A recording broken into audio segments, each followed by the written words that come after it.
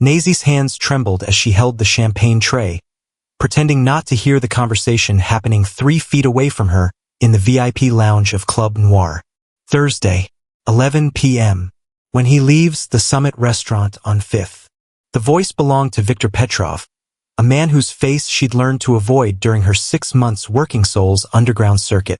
Russian accent, gold rings, the kind of man who smiled before he hurt you. You're certain Park Jin-woo will be alone? Another voice, American, measured, professional. Nazy's pulse hammered in her throat. Park Jin-woo. Everyone in Seoul's shadow world knew that name. The youngest head of the Biko faction. The man who'd unified 3 rival Korean syndicates through strategy, not bloodshed. The man who, according to whispered rumors, had killed his own uncle to prevent a war. His security detail rotates every Wednesday night. He'll have 1 driver, maybe a bodyguard. The construction on 5th creates a bottleneck. He'll be stationary for at least 40 seconds. 40 seconds to kill a man. Nazy kept her face blank, her movements mechanical as she refilled empty glasses. This was the first rule of survival in this world. You saw nothing, heard nothing, remembered nothing. She was invisible. A black woman serving drinks to men who trafficked in death. She'd learned to be a ghost. But Park Jin-woo's name hung in the air like smoke she couldn't escape. The payment? Victor asked. Half now. Half when it's confirmed. The sound of a briefcase opening. The whisper of money changing hands. Nazy turned to leave, her heart a drum against her ribs. 3 more steps to the door. 2, 1. You, girl. She froze. Victor's eyes found hers in the mirror behind the bar. How long have you been standing there? Just arrived, sir. I was told you needed fresh champagne. The lie came smoothly. She'd learned to lie in this world. It was armor. He studied her for 3 seconds that felt like 3 hours. Then he waved her away with fingers heavy with rings. Leave the bottle. Get out. She bowed and walked. Didn't run, never run. Back through the velvet curtains into the main club where bass shook the floor and nobody cared about anything except forgetting. In the staff bathroom, Nazy locked herself in a stall and tried to breathe. Thursday, 11 p.m. Summit restaurant. A man was going to die, and she was the only person outside that room who knew it. Nazy's apartment was a single room in Itaewon, the kind of place where the walls were thin and the rent was paid in cash. She sat on the edge of her bed at 3 a.m., still wearing her work clothes, staring at nothing. She should sleep, forget, survive. That's what she'd done for 3 years since she'd arrived in Seoul. A black American woman running from a past she never talked about, finding work in the spaces where documentation didn't matter and questions weren't asked. She'd come on a tourist visa, overstayed, and disappeared into the city's underground economy where cash was king and nobody looked too closely at paperwork. She'd learned Korean from K-dramas and survival. She'd learned to read the hierarchy of Seoul's underworld from watching Who Bowed to Whom. She'd learned that speaking up got you killed. But her hands wouldn't stop shaking. Park Jin-woo. She'd never met him, never even seen him in person. But she knew his reputation. Brutal when necessary, strategic always, and, according to the servers who worked the high-end clubs, fair. He paid his debts. He didn't target civilians. He'd shut down a human trafficking operation that had been funneling North Korean refugees into forced labor. In a world of monsters, he was the one with rules. And someone wanted him dead. Nazy thought about her mother. Dead 15 years now, but her voice still clear. Baby, there's a difference between surviving and living. Don't lose yourself just to stay breathing. Her mother had been a social worker in Detroit. She'd spoken up about abuse in a foster care system that wanted silence. She'd filed reports, made calls, pushed back against people with power. They'd destroyed her for it, discredited her, pushed her out. The stress had stopped her heart at 43. Nazy had learned the lesson. Speaking up was suicide. But she'd spoken up anyway 3 years ago. A 16-year-old kid named Marcus, shot in the back during a traffic stop. Nazy had been walking home from her shift at the diner, had seen everything. The cop shooting Marcus while he ran. The gun planted next to his body. The lies that followed. She'd testified at the inquest. Local news, not federal case. Just a civilian witness trying to do the right thing. They'd destroyed her too. Not legally, they couldn't touch her testimony. But they'd made her unemployable. Harassed her. Made her life impossible. The Detroit PD didn't have the resources or international reach to track her when she disappeared. But staying in America had meant living in fear. So she'd run to Seoul and learned a different lesson. Silence keeps you breathing. But looking away felt like dying a different way. She pulled out her phone. Her hands were steadier now, hardened by decision. Finding Park Jin-woo's number took 17 minutes and cost her a favor with a bartender who knew people who knew people. When the digits appeared on her screen, she stared at them for a full minute. This was insane. Calling a Mafia boss. Warning him about an assassination. She didn't even know if the number was real. She pressed dial before she could stop herself. 3 rings. 4. Then a voice. Male. Cold. Speaking Korean. You have 30 seconds before I hang up and trace this call. Nazy's throat closed. She forced words out in Korean. Accent thick but clear. Thursday night. 11 p.m. Summit Restaurant on 5th. There's a hit planned. Traffic bottleneck. Your security rotates Wednesday nights. You'll be alone. Silence. Then, who is this? Someone who heard something she shouldn't have. Someone who's probably going to die for this call. Why warn me? The question caught her off guard. She'd expected threats, dismissal, mockery. Not genuine curiosity. Because looking away makes me complicit, she said. And I've looked away enough. She hung up. Her phone clattered to the floor. Her whole body shook now, not fear, not exactly. Recognition. She just crossed a line that couldn't be uncrossed. Whatever happened next, her life as a ghost was over. Nazy didn't sleep that night. She packed a bag, counted her money, made plans to disappear. Nazy worked her shift at Club Noir on Thursday like nothing had changed.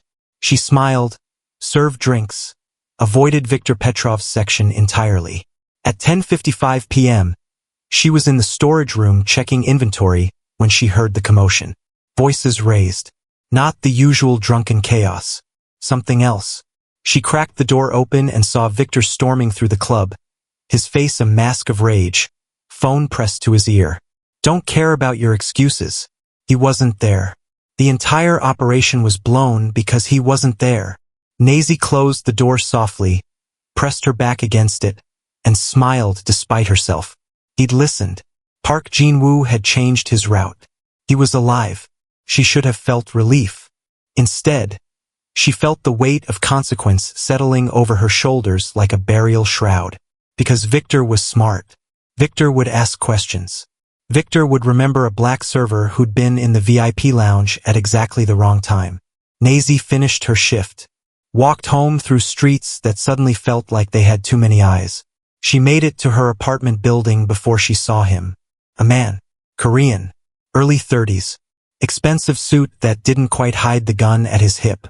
He was leaning against a black sedan, smoking a cigarette, watching her door. When she approached, he straightened. Didn't smile. Nazy Anderson? Her American name. Her real name. Nobody here knew her real name. Get in the car, he said in English. Mr. Park would like to speak with you. It wasn't a request. The car drove through Seoul's nighttime streets in silence. Nazy sat in the back, the man with the gun next to her, another man driving. Neither spoke. Neither looked at her. This was how people disappeared, she thought. Clean. Professional. One moment you existed, the next you were a gap in the world nobody questioned. They didn't take her to a warehouse or an abandoned building. They took her to a restaurant in Gangnam Summit Restaurant, she realized with grim irony. The place where Park Jin-woo was supposed to have died. The restaurant was closed, but lights blazed in a private room on the second floor. Her escort led her upstairs, opened a door, and gestured for her to enter. The room was traditional Korean style, low table, cushions on the floor, walls lined with rice paper screens. A man sat at the head of the table, perfectly still, watching her with eyes that gave away nothing. Park Jin-woo. He was younger than she'd expected. Maybe 35. Sharp features. Hair swept back. He wore a simple black suit with no tie, and his hands, resting on the table, were unmarked by rings or scars. He looked like a CEO, not a crime lord. But the three men standing behind him, silent and watchful, told her which one he really was. "Sit," Park Jin-woo said in English. His accent was barely there, refined. Nazy sat. The door closed behind her with a soft click. "You called me Tuesday night," he said. It wasn't a question. "Yes. How did you get this information?" "I overheard a conversation. At my workplace." "Where do you work?" "Club Noir. I'm a server." His expression didn't change, but something shifted in his posture. "Club Noir is owned by Viktor Petrov." "I know. You overheard Viktor Petrov planning my assassination, and your first instinct was to warn me. Why?" There it was again. That question. Nazy met his eyes. "Because I didn't want your blood on my conscience." Most people would have stayed silent. Self-preservation. "I tried that for 3 years. It was killing me slower." Park Jin-woo tilted his head slightly. "You understand that calling me put a target on your back. Victor will investigate the leak. He'll find you." "I know. Then why are you still in Seoul? Why didn't you run?" Nazy hadn't expected that question. She thought about it, about the bag sitting packed in her apartment, about the plans she'd made and then abandoned. "Because running wouldn't change anything," she said finally. "I'd still know I did the right thing, and I'd still be in danger. At least here, I know what I'm facing." Something almost like respect flickered across his face. "Almost. You're either very brave or very stupid," he said. "Probably both." He smiled then. It didn't reach his eyes. "Tell me exactly what you heard." Nazy told him everything. The conversation, Victor's voice, the American accomplice, the timing, the location, the security rotation detail, the mention of a briefcase full of money. Park Jin-woo listened without interrupting. His men took notes. When she finished, he was quiet for a long moment. "I knew Victor wanted me dead," he said finally. "But I didn't know when or how. You gave me actionable intelligence. Specific time, location, method. That's the difference between suspicion and survival." Nazy felt something loosen in her chest. Her warning had mattered. Actually mattered. "You speak Korean well," he continued. "Where did you learn?" "TV shows. Survival. I've been here 3 years." "Why Seoul?" "I needed to disappear." "From what?" Nazy hesitated. "That's not relevant. Everything about you is relevant now. You inserted yourself into my world. There are no secrets here." His voice was calm, but there was steel underneath. This wasn't a request. "I witnessed something in the States," Nazy said carefully. "A murder. Police corruption. A 16-year-old black kid shot in the back during a traffic stop, and a system that covered it up. I testified at the local inquest. They couldn't touch me legally, so they made my life impossible. I left on a tourist visa and never went back." Park Jin-woo's expression didn't change, but one of his men, the youngest one, with a scar across his jaw, shifted his weight slightly. "You have a pattern," Park Jin-woo observed. "Seeing things you shouldn't. Speaking when silence would serve you better. Apparently, that's either a death wish or a moral compass too strong for your own good. You say that like they're different things." He almost smiled again. "In my world, they are." He stood abruptly. Nazy tensed, but he simply walked to the window, hands clasped behind his back. "Viktor Petrov is a problem I've been managing for 2 years," he said. "He runs guns, drugs, women through Seoul. He answers to the Bratva in Moscow. This assassination attempt tells me he's escalating. Someone wants to eliminate me and claim territory." "Why are you telling me this?" He turned. "Because you saved my life, Nazy Anderson. And in my world, that creates a debt. I don't want anything from you. That's unfortunate. Because whether you want it or not, you're now connected to me. Victor will discover you were the leak. When he does, he'll kill you. Slowly. Publicly. As a message." Nazy's mouth went dry. "Then I'll leave Seoul. Tonight. You won't make it to the airport." The certainty in his voice made her stomach drop. What are you saying? I'm saying, Park Jin-woo said, moving back to the table, that your life as you knew it ended the moment you made that phone call. You have two options now. Accept my protection or die. There is no third choice. They drove Nazy back to her apartment at 3 a.m. Two cars now, one in front, one behind. Park Jin-woo's men swept her building before letting her enter. Pack everything you need, the man with the scar told her. His name was Min-jae, she'd learned. You're being relocated. To where? Somewhere safe. Mr. Park will explain tomorrow. Tomorrow. Like she had a tomorrow. Nazy packed mechanically. Clothes, documents, the photo of her mother she kept hidden in a book. Everything fit in 2 bags. 3 years in Seoul and her whole life fit in 2 bags. When she came back down, Min-jae was on his phone, speaking rapid Korean. He hung up when he saw her. Change of plans. You're coming with me now. Why? What happened? Victor's men just torched Club Noir's employee records room. He's cleaning up. That means he knows. The floor felt unstable under Nazy's feet. How fast? Fast enough. Move. They put her in a safe house in Gangnam. Not an apartment, a fortress. Bulletproof windows. Security cameras. 2 guards outside her door. For more in the building. Nazy sat on the edge of the bed and tried to process what her life had become. 72 hours ago, she was invisible. Now she was a prisoner in a gilded cage, her survival dependent on a man she'd saved but didn't know. Her phone buzzed. A message from an unknown number. In Korean. Sleep well, little bird. Cages can be protective. They can also be where birds die slowly. Nazy deleted it with shaking hands. But the message was clear. Park Jin-woo wasn't the only one watching her now. Nazy woke to silence. Not the comfortable silence of her old apartment. The oppressive silence of a space designed to keep the world out. And her in. Breakfast arrived on a tray.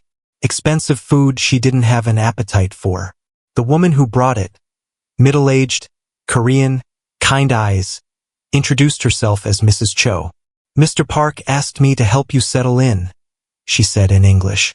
Anything you need, you ask me. I need to leave. Mrs. Cho's smile was sympathetic but firm. That's the one thing I cannot help you with. For 3 days, Nazy saw nobody but Mrs. Cho and the rotating guards outside her door. She learned their patterns. Morning shift. Min-jae and another man called Tae-won. Afternoon, 2 younger guys who never spoke. Night, veterans older, watchful. She was being protected like a state secret. On the 4th day, Park Jin-woo came to see her. He arrived without announcement, dressed in a charcoal suit, looking like he'd stepped out of a boardroom rather than a criminal empire. He gestured for the guards to leave, then sat across from Nazy in the apartment's small living room. How are you adjusting? He asked. I'm a prisoner. You're alive.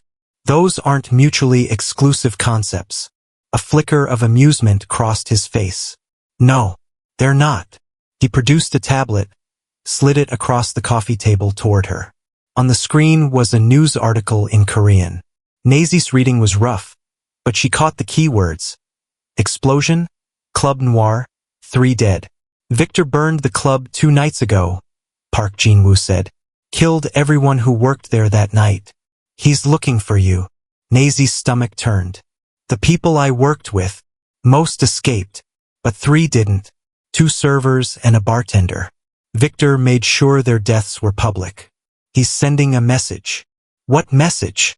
That informants pay with their lives. Park Jin-woo's eyes were steady on hers. You understand now? This isn't paranoia. This is survival. Nazy set the tablet down carefully. So what happens to me? I stay locked in here forever. No. You stay locked in here until I neutralize the threat. How long will that take? As long as necessary. That's not an answer. It's the only answer I have. He stood to leave, then paused at the door. I know this isn't what you wanted, but you made a choice when you called me. Actions have consequences, Nazy. Even good actions. When he left, Nazy threw a decorative bowl at the door. It shattered satisfyingly. Mrs. Cho came to clean it up without comment. 2 weeks passed. Then 3. Nazy's world shrank to the apartment, Mrs. Cho's visits, and the faces of men whose job was to keep her breathing. But things were happening outside her cage. She could feel it. Viktor Petrov's name disappeared from the news. Then his clubs started closing. Then his associates started vanishing, not dying, just disappearing, relocating, running. Min-jae brought her newspapers. Nazy read between the lines. Someone was systematically dismantling Victor's operation. Not with violence, with pressure. Financial pressure, legal pressure, strategic pressure. He's protecting you, Min-jae said one afternoon, catching her reading. Who? Mr. Park. This is what protection looks like in our world. Not bodyguards. Strategy. I didn't ask for this. You saved his life. You think he'd let the person who did that die? That would make him weak. And he cannot afford to be weak. Nazy understood then. This wasn't about gratitude. This was about reputation. About the message it would send if Park Jin-woo let her be killed. She was a symbol now, not a person. That night she couldn't sleep. At 2 a.m., she heard voices outside her door. Min-jae's voice, tense. Then another voice, Park Jin-woo's. The door opened. He entered alone, looking exhausted in a way she hadn't seen before. His jacket was gone, tie loosened, and there was a darkness under his eyes that spoke of decisions made and consequences accepted. Did I wake you? He asked. I don't sleep much anymore. He moved to the window, staring out at Seoul's glittering skyline. Neither do I. What happened? Viktor Petrov is leaving Korea. Permanently. Nazy sat up. You killed him? No. I gave him a choice he couldn't refuse. What does that mean? Park Jin-woo turned to face her. It means I've been feeding the Bratva information for months, positioning Viktor as a liability. Embezzlement, territorial overreach, failed operations. When the assassination attempt failed, I had enough evidence to make Moscow question his competence.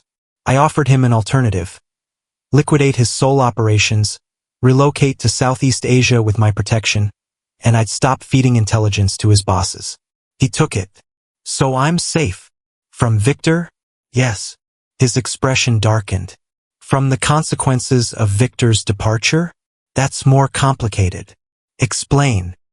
He was quiet for a moment, then moved to sit across from her. Viktor worked for powerful people. His removal creates a power vacuum. Other organizations will move to fill it. Some of them already blame me for destabilizing the balance. They see you as the catalyst. Me? Your warning started a chain reaction. I changed my route. That forced Viktor's hand. His failure made him desperate. His desperation made him sloppy. I leveraged his sloppiness to remove him.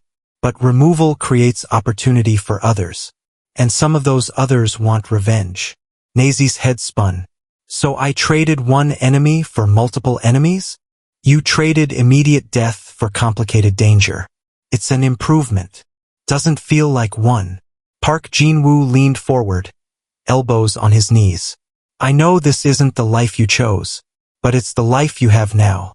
And I'm doing everything in my power to keep you alive within it. Why? Nazy demanded. You've repaid your debt 10 times over. Why keep protecting me? He held her gaze. Because letting you die would be a waste. Of what? Someone brave enough to do the right thing when it costs everything?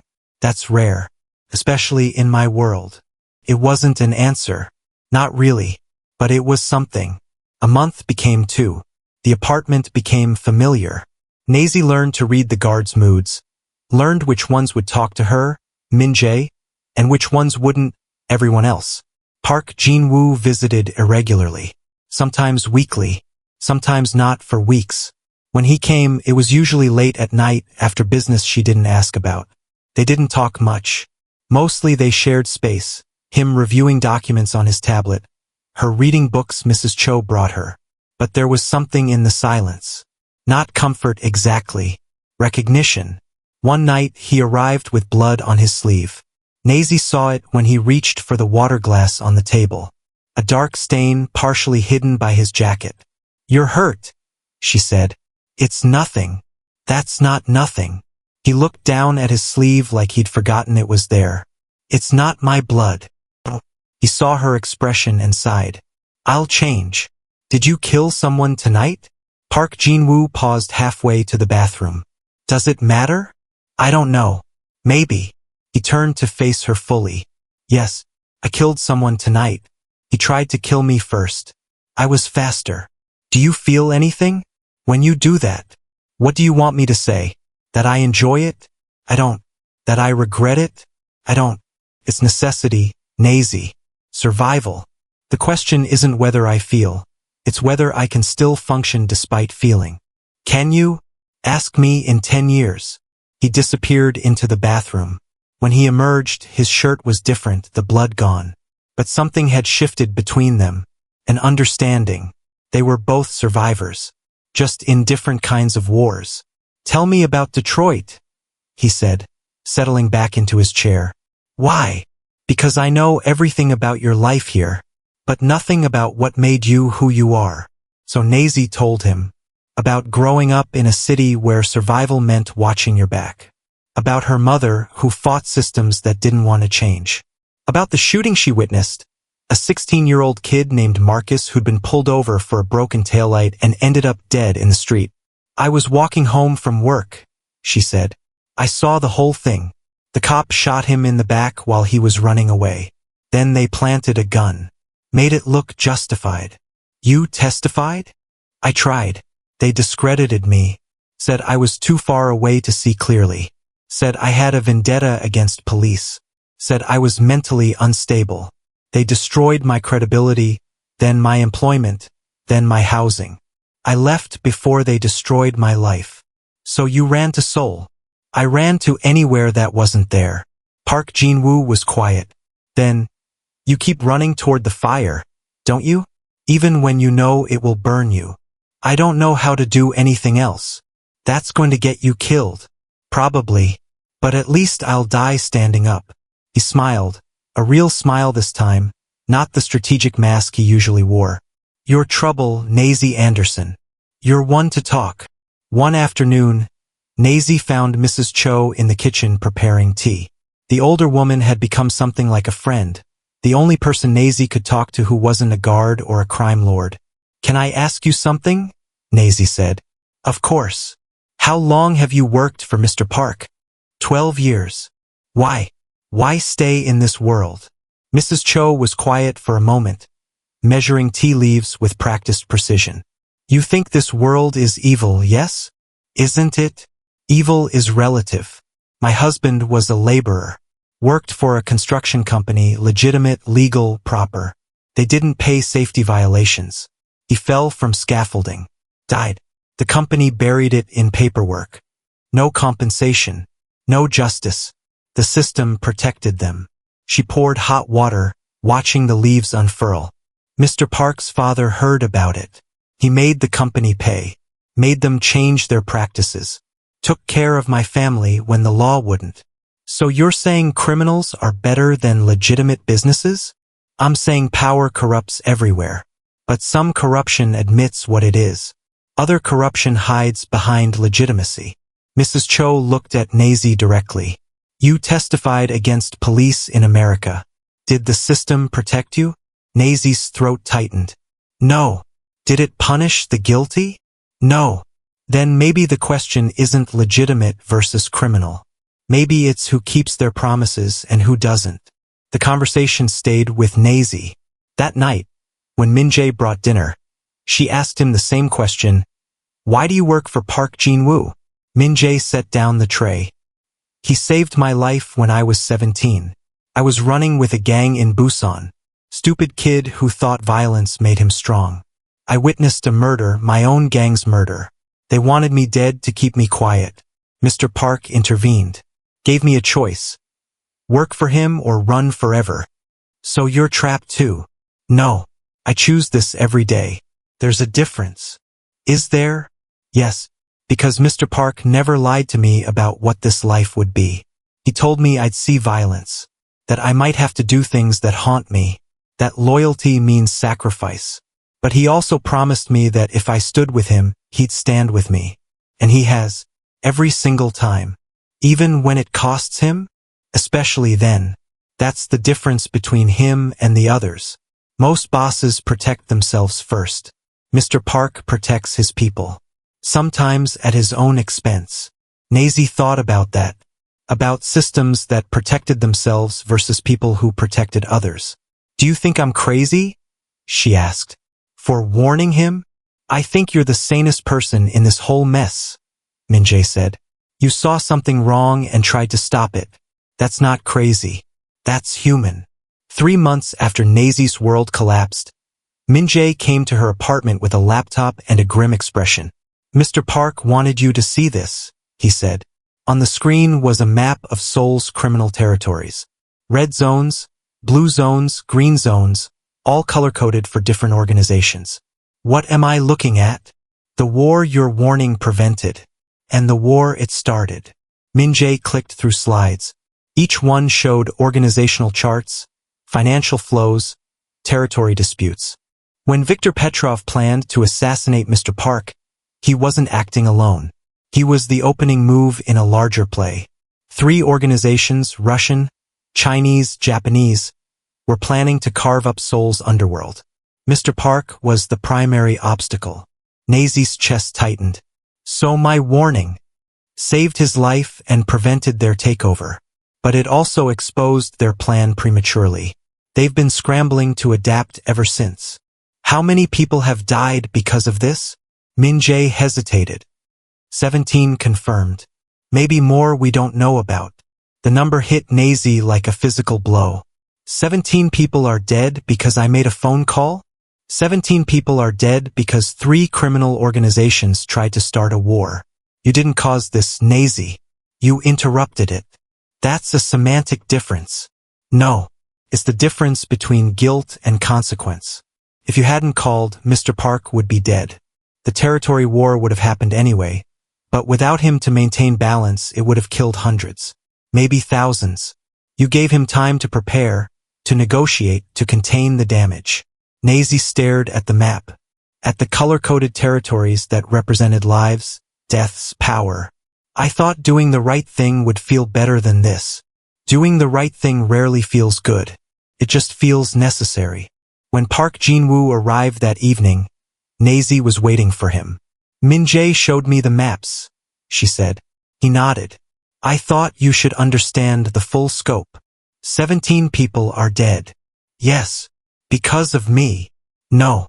Because of choices made by people who've been playing this game for decades. You were a catalyst, Nazy.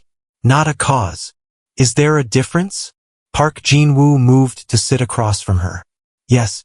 A catalyst reveals what was already present. You didn't create the alliances planning my death. You didn't create the power vacuum. You didn't create the violence. All of that existed before you. Your warning just forced it into the open where I could deal with it. On a long enough timeline, does that distinction matter? To me? Yes. To you? Maybe not yet. But it will. Nazy looked at him. This man she'd saved. This criminal who spoke about violence like strategy. This person who somehow made her feel less alone than she'd felt in years. I want to understand, she said. I want to understand this world. Not so I can accept it, but so I can navigate it without drowning. Why? Because I'm already in it. And I'd rather understand the currents than pretend I'm not swimming. Something shifted in Park Jin-woo's expression. Approval. Maybe respect. All right, he said. I'll teach you. The attack came 6 weeks later, on a Tuesday morning when Nazy was alone except for her guards. She was making coffee when she heard the first gunshot. Then the second. Then silence. Nazy froze, every survival instinct screaming. The guards outside her door, Min-jae and Tae-won, had been there 30 seconds ago. Now there was only quiet. She grabbed her phone. Dialed Park Jin-woo. It rang once before the door exploded inward. 2 men in black tactical gear. Guns raised. Professional. Quick. Nazy ran. The apartment had 3 rooms. She made it to the bedroom before hands caught her. slammed her against the wall hard enough to rattle her teeth. Korean voices. Not asking. Demanding. Where is he? Where does Park Jin-woo keep his records? I don't know. I don't know anything. A fist to her stomach. Air left her lungs in a rush. You're his pet. His American whore. He tells you everything. I'm not. I don't. Another hit. This one to her face. The world tilted. Went dark at the edges. Then gunfire. Real gunfire, close and deafening. Her attacker dropped, blood blooming across his chest. The second man turned, fired at someone behind Nazy. More shots. He went down too. Nazy collapsed, gasping, her ears ringing. Park Jin-woo appeared in her swimming vision. Not his men. Him. He was holding a gun, his face a mask of cold fury. Can you walk? He asked. Yes. He pulled her up, half-carried her through the apartment. She glimpsed bodies. Min-jae was down, conscious but bleeding. Taewon was slumped against the wall, not moving. More men appeared, Park's reinforcements. They secured the space with military precision while he got her to a car waiting in the underground garage. Drive, he ordered. Then to Nazy. How badly are you hurt? I don't know. I don't. She couldn't finish. Shock was setting in, making her thoughts scatter. Park Jin-woo examined her face with gentle efficiency. Bruising. Possible concussion. Nothing broken. Min-jae will survive. Taewon won't. The bluntness of it made her flinch. Taewon, the quiet guard who'd once shown her how to make proper Korean tea. Continue. 2:55 p.m. Dead. Because of her. This is my fault, she whispered. No. This is calculated escalation. What does that mean? It means someone just declared open war. They took her to a different safe house. Then another one when Park Jin-woo deemed the first compromised. Then a third. Nazy stopped counting after a week. She learned the truth in pieces. The attack hadn't been about killing her. It had been about testing Park Jin-woo's response. About seeing how much he'd risk for an outsider with no formal value to his organization. They're using you as bait, Min-jae explained. His arm was in a sling, his face pale, but he'd insisted on returning to duty. They want to see if Mr. Park has a weakness. And you're it. Then let them have me. I'm not worth starting a war over. That's not your choice to make. Nazy's name started appearing in whispers. Not her real name. She was just the black woman or Park's American or, more cuttingly, the liability. Rumors spread. Some said she was his lover. Others said she was an FBI informant. One particularly creative story claimed she was a CIA asset sent to destabilize Seoul's criminal economy. All of them made her a target. Park Jin-woo's enemies weren't subtle about it. Messages arrived. Photos of Nazy from security cameras. Transcripts of conversations she'd had with Mrs. Cho. Details about her life in Detroit that should have been buried. The message was clear. We can reach her whenever we want. We're just choosing not to. Yet, they're torturing you psychologically, Park Jin-woo said one night. He looked worse than she'd seen him. Exhausted, stretched thin by a war fought on multiple fronts. It's working, Nazy admitted. I know. So what do? We endure. For how long? He didn't answer, because they both knew the truth. This could last forever. Or until one of them broke. 5 months after the phone call that changed everything, Nazy confronted Park Jin-woo in the safe house study where he conducted business. You said you were protecting me. But you're not, are you? You're using me. He looked up from his laptop. Explain. Every attack on me, you respond with overwhelming force. Every threat, you escalate. You're not trying to keep me safe. You're using me as an excuse to eliminate your enemies. Park Jin-woo closed his laptop carefully. Is that what you think? Isn't it true? Partially. The admission shocked her. So you're just what? Using me as bait? No. I'm using the fact that my enemies see you as bait to justify actions I needed to take anyway. There's a difference. That's a fucked up difference. Yes, it is. His bluntness disarmed her. Nazy sank into a chair. So what am I to you? Really? Park Jin-woo was quiet for a long moment. When he spoke, his voice was careful. You're a person who did something impossibly brave and impossibly stupid. You're a complication I didn't ask for. You're a strategic liability that I've chosen to protect despite every logical reason not to. That's not an answer. You're also the only person in my life who sees me as a person instead of a position, who argues with me, who tells me when I'm wrong. Do you know how rare that is? Nazy met his eyes. There was something raw there, something that looked almost like loneliness. You're not just protecting me out of debt, are you? No. Then why? Because I don't want to live in a world where people like you don't survive. People who do the right thing despite the cost. If I let you die, what does that say about what I'm building? And what are you building? Something better than what exists now. Or at least something less indiscriminately violent. It was the most honest he'd been with her. Maybe the most honest he'd been with anyone. I'm tired, Nazy said. I'm so tired of being afraid, of being hunted, of watching people die because I exist. I know. Can you end this? Really end it? Park Jin-woo's expression went cold. Not angry cold, determined cold. Yes, but not the way you want. What does that mean? It means the only way to permanently neutralize the threat is to remove the organizations targeting you. Completely. And that requires. He trailed off, but Nazy understood. War. Real war. Not the surgical strikes he'd been conducting. Total annihilation. How many people would die? Many. Most of them would deserve it. Some wouldn't. And you'd do that? For me. I'd do it to establish that targeting civilians, any civilians under my protection, is a death sentence. You'd be the example. But the principle would protect thousands. Nazy's head spun. So I'm not just bait. I'm a symbol. You've always been a symbol. From the moment you made that phone call. The only question is what kind of symbol I make you. That's not a choice. That's manipulation. Yes, Park Jin-woo agreed. It is. Welcome to my world. That night, Nazy decided to leave. She'd been studying the safe house for weeks. Learning patterns. Guard rotations. Camera blind spots. She knew Park Jin-woo was tracking her phone, so she left it charging in her room.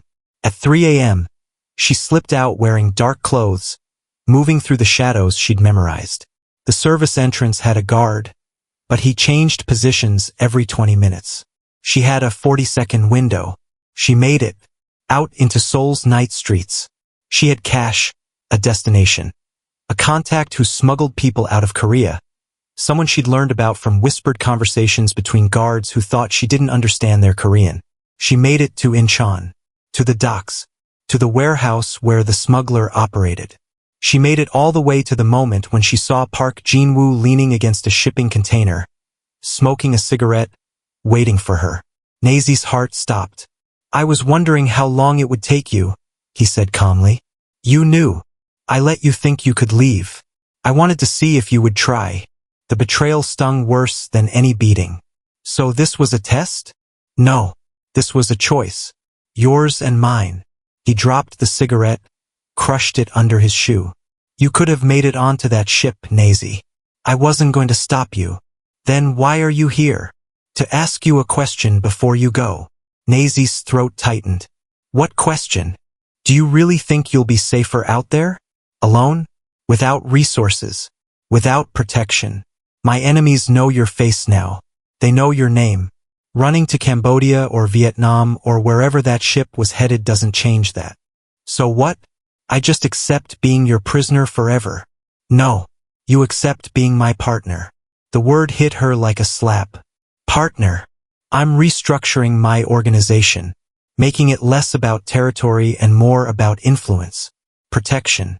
I need someone who thinks differently than I do. Someone who challenges me. Someone I trust. You barely know me. I know you better than anyone in my life.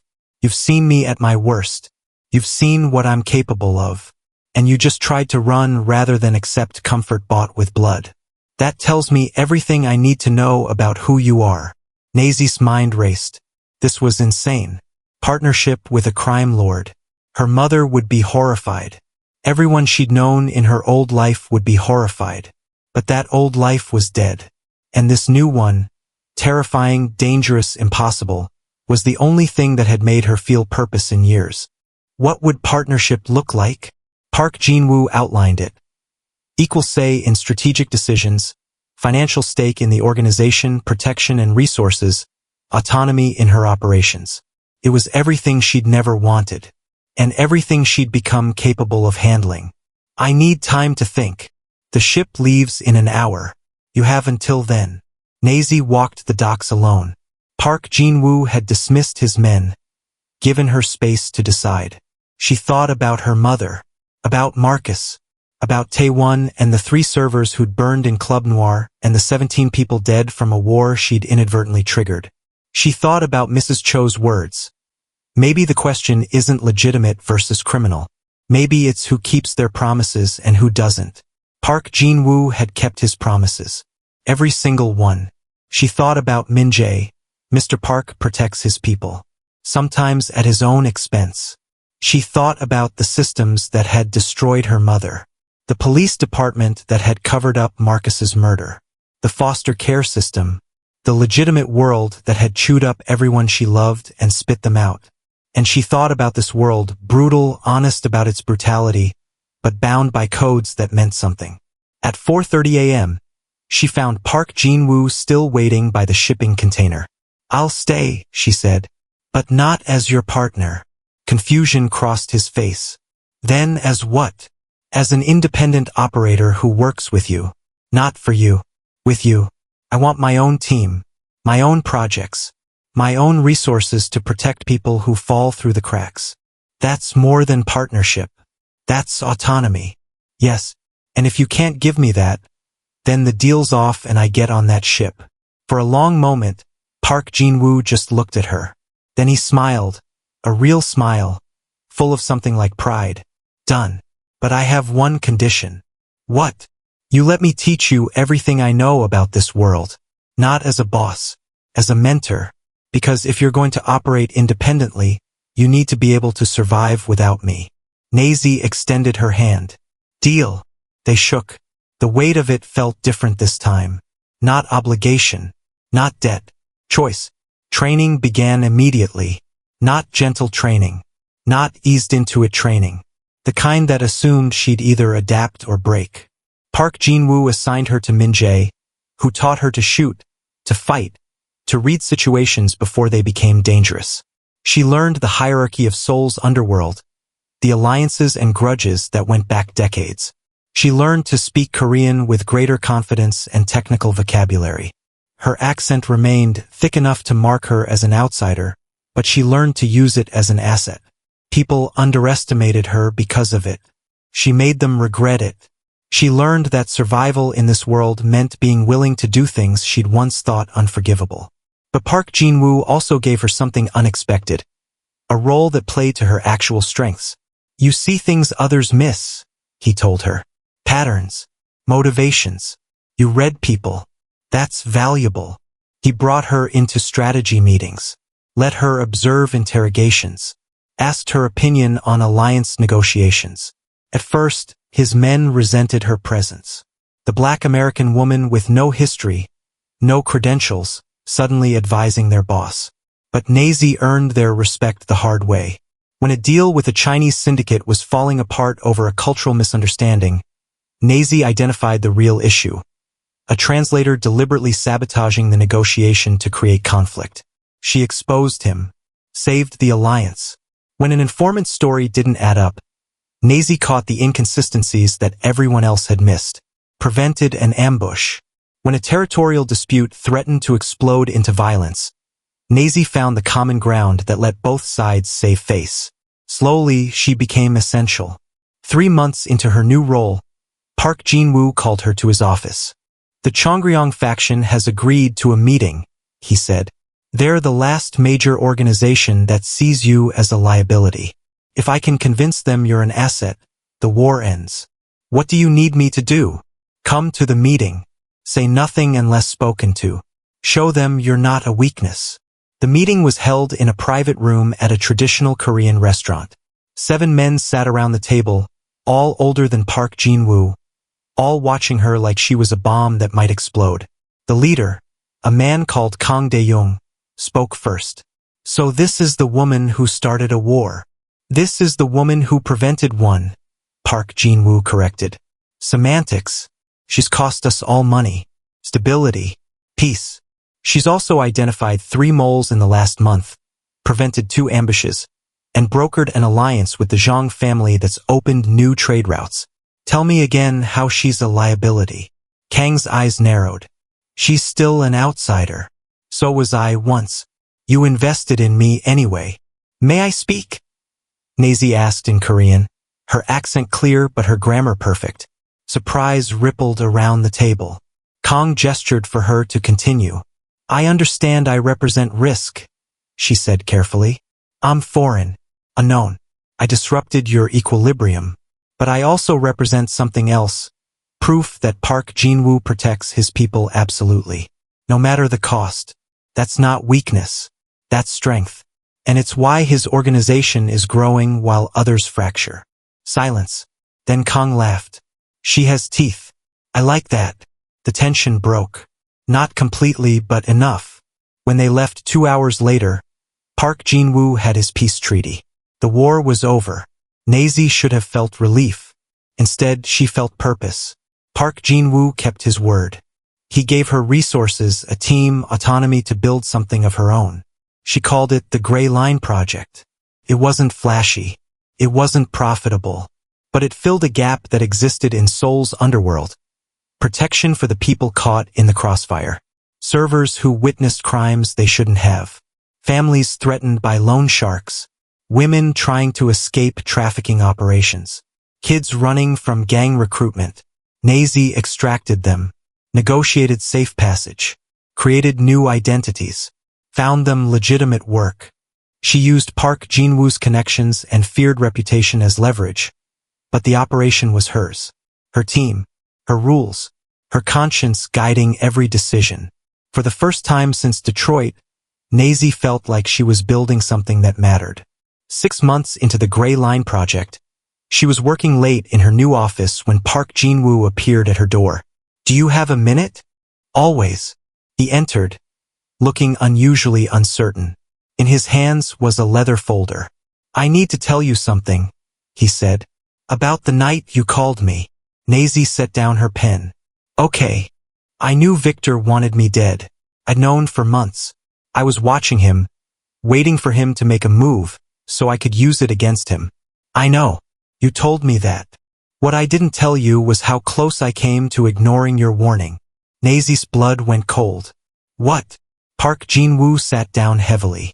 When you called with specific details, time, location, method, I had a choice. I could use your information to survive and protect you. Or I could proceed with my original plan. Let the attempt happen in a controlled way, survive it, and use the failure to destroy Victor and his allies in one move. It would have been cleaner, faster, more strategic.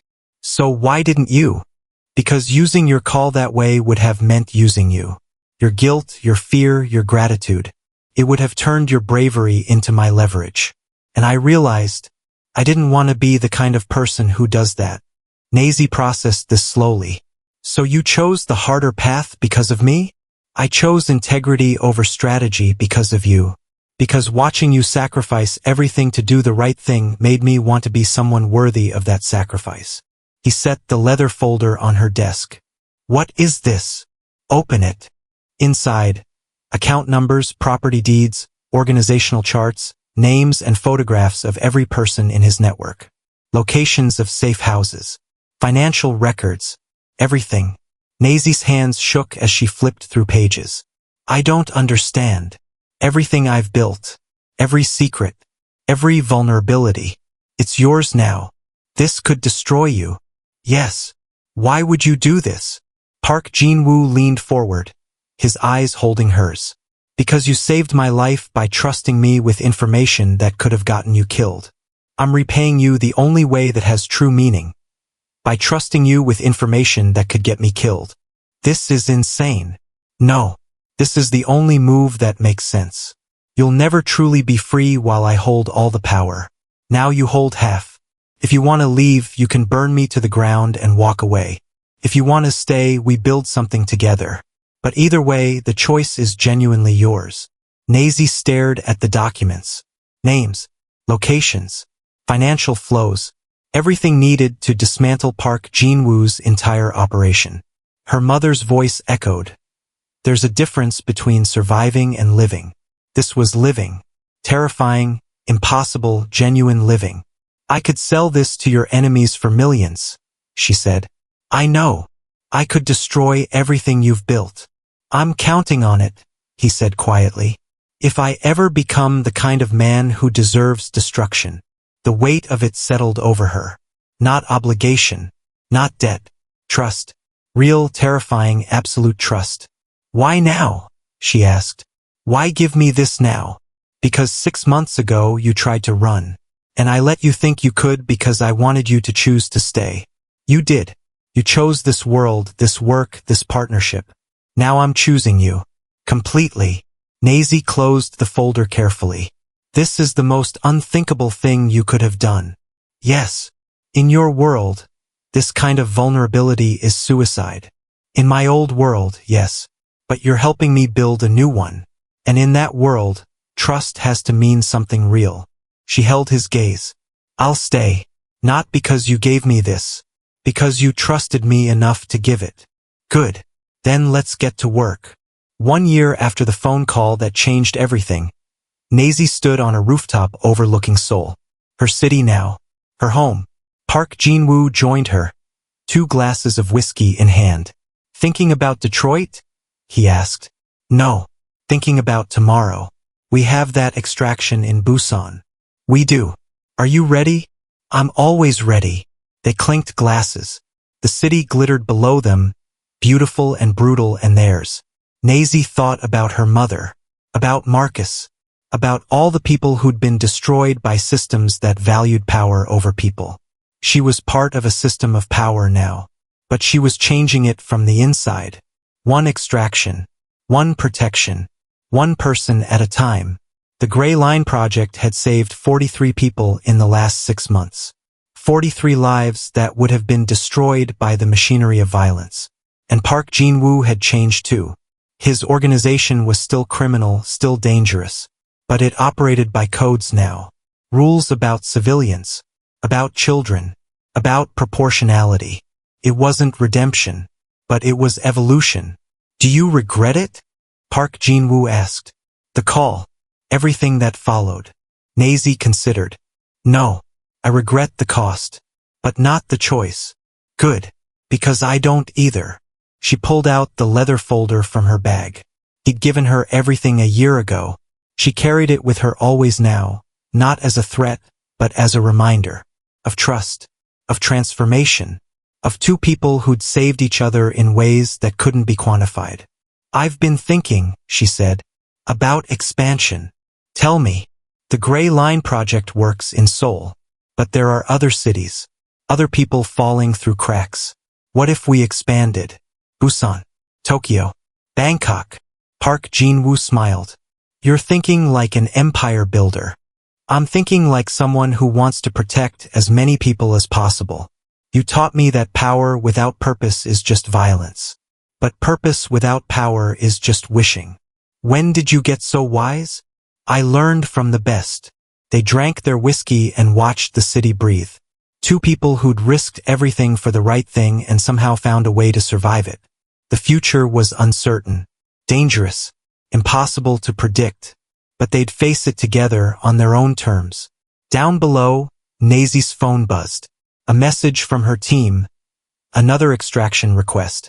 A teenage girl trying to escape a forced marriage arrangement.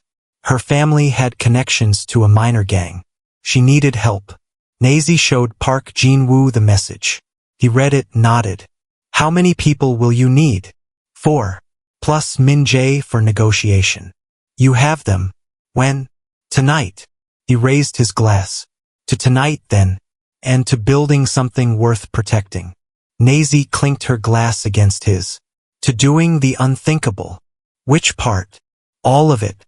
Warning you, staying, trusting you, accepting your trust, building something good in a world designed for bad. That's not unthinkable, Park Jin-woo said.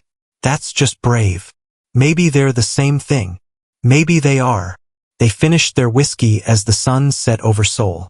Below them, the city transformed, lights flickering on, people heading home, the endless pulse of life continuing. Somewhere in that city, a teenage girl waited for rescue. Somewhere, a person was falling through the cracks. Somewhere, someone needed the gray line. And Nazy would be there. Not because she had to be, because she chose to be.